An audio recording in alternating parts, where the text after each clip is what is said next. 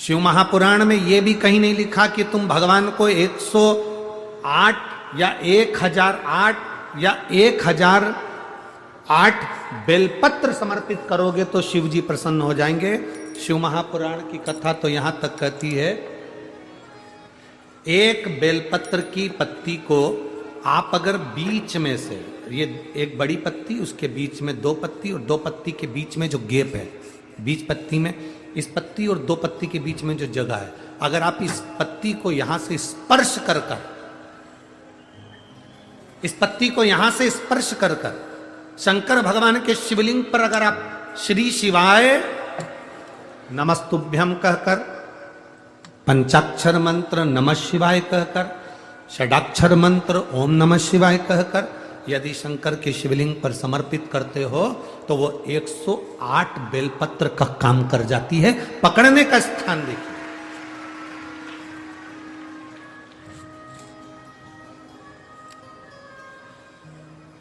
ये स्थान की बड़ी मूलता है, जो ये बड़ा मूल माना गया। बेलपत्री की बड़ी पत्ती, नीचे की दो पत्ती, उसके बीच में जो खाली डंडी जो दिख रही है, इसको अगर पकड़कर बेलपत्र समर्पित कर रहे हैं तो 108 बेलपत्र के बराबर हमें फल प्राप्त हो रहा। 108 बेलपत्र के। और समझिए,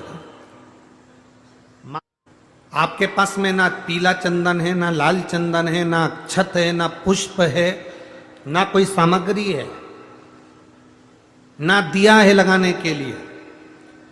शंकर जी के मंदिर में लोटा भर के जल लेकर गए हो, आज तुम्हारे पास में हो सकता है जल भी नहीं है, लोटा भी नहीं है, तो जिस शंकर जी का दर्शन करने गए हो उन्हीं की बेलपत्र को उठाओ और बेलपत्र को उठाने के बाद पहले अपने हथेली पर रखो, अपना हाथ रखकर बाबा से प्रार्थना कर कर बेलपत्री की मध्य पत्री, आगे वाली पत्ती को पकड़कर अगर वो बेलपत्र हम शिव जी को समर्पित करते हैं तो हमारा पीला चंदन, लाल चंदन, दिया सब बाबा को समर्पित हो जाता है, उस बेलपत्री में जाता है। एक बेलपत्री का सुख हमारे जीवन का एक आनंद दे देता है। हम तो यहां तक कहेंगे, अगर कभी जिंदगी में तुम्हें लगे कि गुरुजी मेरा पैसा फंस गया, नहीं मिल रहा है, या मेरा पैसा अटक गया, नहीं मिल रहा, या मेरा घर में धन नहीं है, बहुत तकलीफ की जिंदगी चल रही है, आप ये बेलपत्री का जो दो पत्ती है ना, ये दो पत्ती इस जगह से पकड़कर, आपको लग रहा है कि पैसा नहीं है, काम बहुत बड़ा अड़ा है, बेटे की शादी, बेटी की शादी, या मकान या दुकान, कोई काम अड़ गया, ये दो बेलपत्री की पत्तियों को पकड़कर अपनी कामना कर कर शिव जी को समर्पित करो और एक लोटा जल बाबा को चढ़ाना प्रारंभ करो। 20 से 22 दिन इंतजार करना, मेरा बाबा हाथ पकड़कर कुबेर भंडारी भंडार जरूर भरेगा।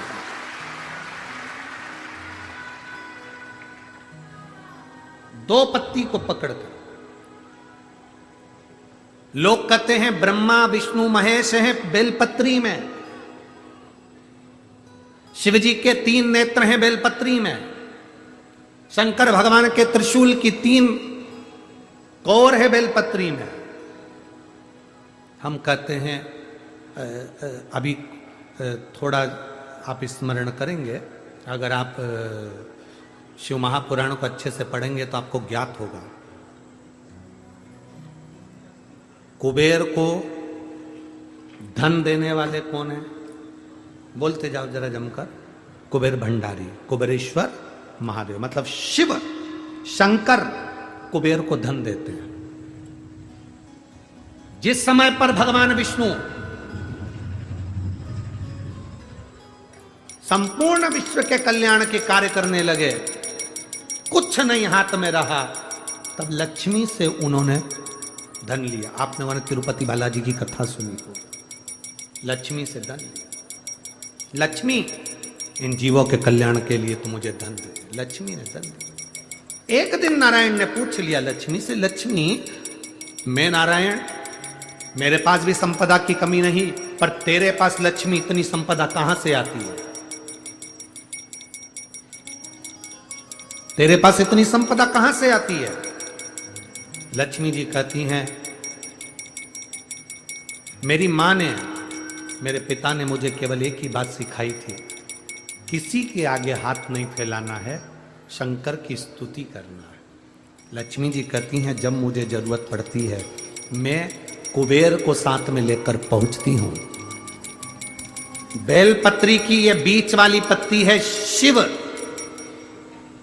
माता लक्ष्मी और कुबेर, उन दोनों के सामने हाथ पसार कर कुबेरेश्वर महादेव से मांग रहे हैं, भगवान शंकर से मांग रहे हैं।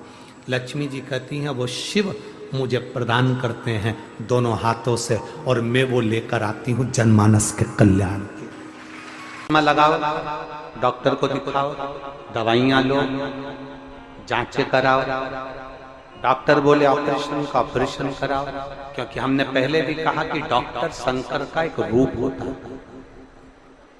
हमने पहले भी कहा कि डॉक्टर शिव का एक रूप होता है। आप जांच करें, आप डॉक्टर को दिखाइए।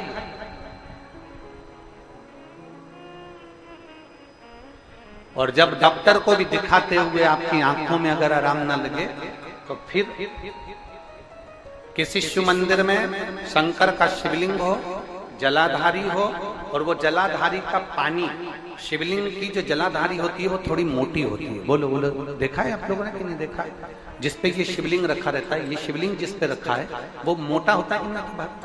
तो जलाधारी जो मोटी होती है ना चारों तरफ, तो शंकर पे चढ़ा हुआ जल इस जलाधारी में से जब यहाँ से बहकर आता है, उस स्थान पर अपनी हथेली का स्पर्श करिए और स्पर्श कर कर शंकर के मंदिर में ही नेत्रों को लगाने का प्रयास करिए।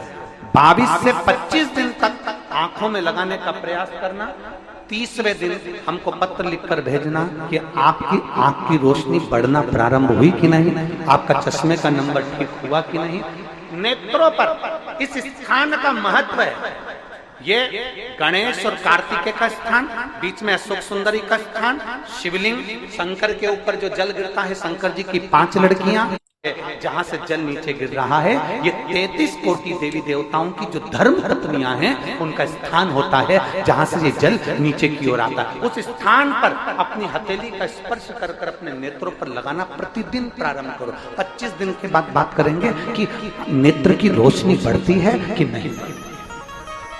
जांच भी कराना, डॉक्टर को दिखाना भी कि हमारी नेत्र की रोशनी का कितना अंतर है, जरा देखकर बताओ जरा। कोई माताएं कहती हैं गुरुजी हमारी सुनता ही नहीं है, हम तो भगवान को रोज जल भी चढ़ाते हैं, आराधना भी करते हैं, साधना भी करते हैं, पूजन भी करते हैं, तो भी शिव हमारी बात नहीं सुनता। हमारा निवेदन है, शिव ने कितनी सुंदर संसार की रचना करी है, ये विचार करिए।